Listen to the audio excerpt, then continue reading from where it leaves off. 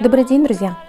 Сегодняшнее видео посвящено одной из самых необычных, изменчивых и очень сильной энергии воды. А точнее, то, что с ней связано. И это волны, морские волны, которые приносят нам огромную радость, когда мы на них катаемся, и удивительные эмоции, которые мы стараемся запечатлеть и сохранить с собой на весь будущий год. И сегодня мы будем создавать волны из массы папье-маше. А делать мы будем светильник.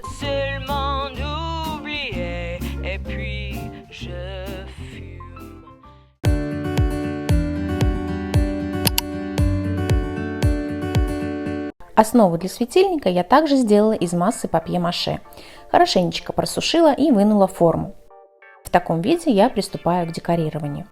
Замешиваю новую массу папье-маше, беру маленькими кусочками и прикладываю в форме ребрышек на поверхность. Так как этот рельеф я делаю впервые, то мне понадобилось некоторое время, чтобы привыкнуть к форме рельефа. Я хорошо прижимала массу к поверхности, чтобы она плотно легла и не было никакого расстояния между основой и рельефом. И мне необходимо еще было понять, сколько тоненько я могу ее сделать, чтобы после высыхания масса не потрескалась и не сломалась. Поэтому первые линии, конечно же, у меня делались долго, но потом работа пошла гораздо быстрее. В силу своей особенности все свои работы я делаю интуитивно, так как у меня ложится рука.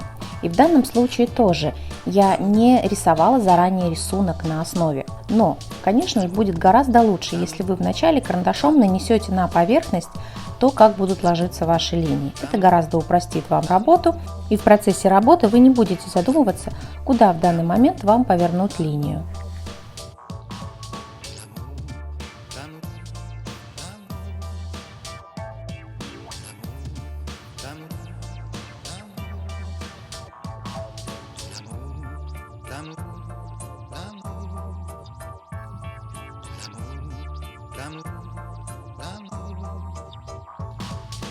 Важным моментом, который необходимо учесть при создании рельефа, является зазор между ребрышками.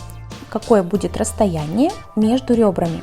Оно должно быть таким, чтобы при накладывании шпатлевки у вас проходила кисточка, которой вы будете это делать, и после того, как шпатлевка высохнет, ее необходимо будет зашкурить. То есть тот предмет, которым вы будете шкурить, это пальчики, которые должны пролазить между ребрышками, или это кусочек пилочки, или карандаш, на который вы навернете кусок шкурки. Тот предмет, которым вы будете зашкуривать, он должен свободно проходить между ребрами, не цепляться за них, и в принципе вам должно быть удобно. Поэтому, когда вы будете отрисовывать ваш рельеф, учитывайте этот фактор.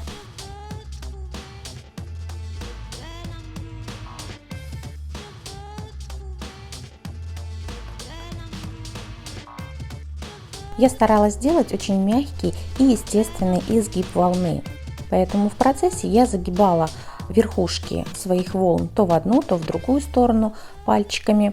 Если мне что-то не нравилось, то в процессе я могла изменить направление. Паста мягкая, сохнет она долго, поэтому до итогового момента вы вполне все можете поменять, наклон, изгиб, и можете экспериментировать, как это будет лучше выглядеть.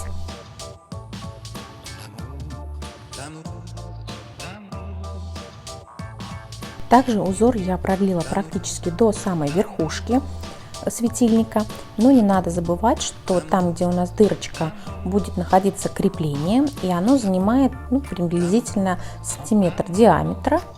Для него надо заложить место.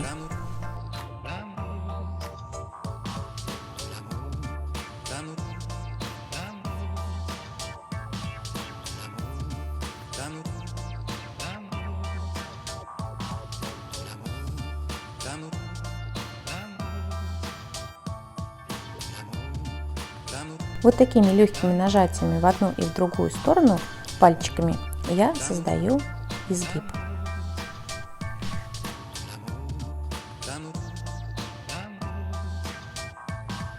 Такая толщина слоя высыхает очень быстро. При теплой погоде было плюс 30 градусов, буквально за один день масса высохла.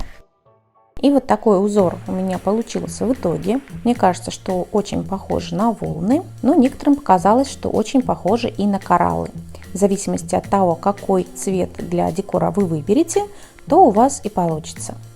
Ну а следующим этапом у нас идет шпатлевка. В данном случае мне нужен буквально тоненький слой шпатлевки, поэтому я беру уже готовую смесь гипсовой финишной шпатлевки.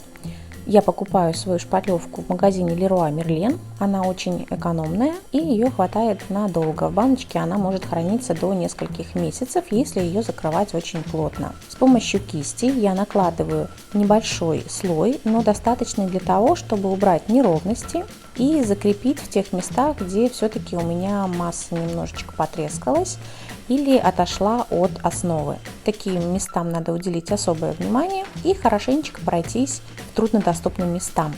Для тех, кому интересна тема творчества и все, что с ним связано, я приглашаю в свой телеграм-канал, где я рассказываю некоторые особенности своей работы и рассказываю про материалы, которыми я пользуюсь. Адрес канала вы можете видеть на экране. А также вся контактная информация указана в описании к видео. Итак, после того, как вы покрыли все шпатлевкой, необходимо хорошенечко просушить минимум часов 12 и дальше необходимо зашкурить. Результат светильника после того, как я зашкурила, вы видите сейчас на экране. Шпатлевка выглядит более ровно, проглядывается масса папье-маше, но для того, чтобы полностью обеспылить и окончательно закрепить, необходимо покрыть светильник грунтовкой, обычной строительной грунтовкой. Сейчас я, наверное, должна объяснить, почему моя форма светильника вдруг оказалась серо-буро-малинового цвета. На самом деле все очень просто. Я очень люблю эксперименты, и я всегда ищу самый выгодный цвет, который будет подходить к конкретной форме.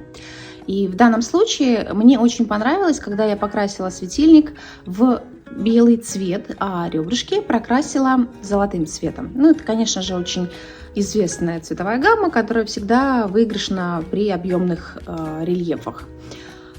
Также я думаю, что будет красиво смотреться, если покрасить этот светильник также в черный цвет и тоже золотом пройтись по краям.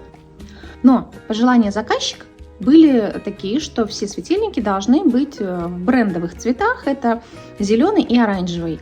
И как бы я ни старалась каким-то образом покрасить их, этот светильник покрасить в этот цвет, у меня получилось все очень некрасиво. И я сделала вывод, что просто этот светильник к этому цвету не подходит. И тогда я, конечно же, решила перекрасить все это, полностью все закрасила золотым аэрозолем снаружи и с внутренней стороны. И дальше уже начала экспериментировать с синим цветом и прокрашивать в виде морской тематики. То, что вы сейчас и увидите. Итак, первое, что я делаю, я беру очень красивую краску цвет ультрамарин и создаю основной тон. Я прокрашиваю все поверх этим прекрасным цветом, уделяю особое внимание труднодоступным местам, смотрю под разными углами, чтобы все места были прокрашены синим цветом. И далее я беру очень нежный оттенок голубого цвета в аэрозольной краске и легкими движениями прохожусь по всему диаметру светильника, буквально несколько пшиков на каждую сторону, чтобы не закрасить полностью, а просто сделать легкое напыление голубого цвета, чтобы снизу проглядывался наш красивый ультрамариновый цвет. И после того, когда краска просохнет, я вновь беру ультрамариновый цвет, буквально капельку, и с помощью спонжика обмакиваю его и прохожусь по верхушкам ребрышек, обмакивая, слегка прихлопывая, и создаю такую окантовочку синего цвета. Движения должны быть легкие, ни в коем случае не придавливать очень сильно, буквально проходиться по верхушечкам. Как только вы придавите, то создастся очень такой отпечаток плотный, вам это не нужно. Край должен быть не четкий, а такой слегка размытый. И сразу после этого можно приступать к нанесению золотого контура.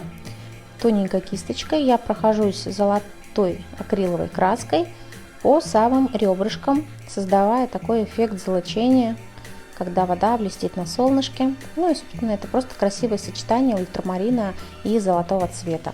После того, как вы пройдетесь кисточкой по всем краешкам и позолотите ваше творение, необходимо дать ему хорошо просохнуть. Оставьте его минимум на час, чтобы краска хорошо высохла, и дальше уже по вашему желанию. Обычно акрил лаком не покрывают, это не требуется.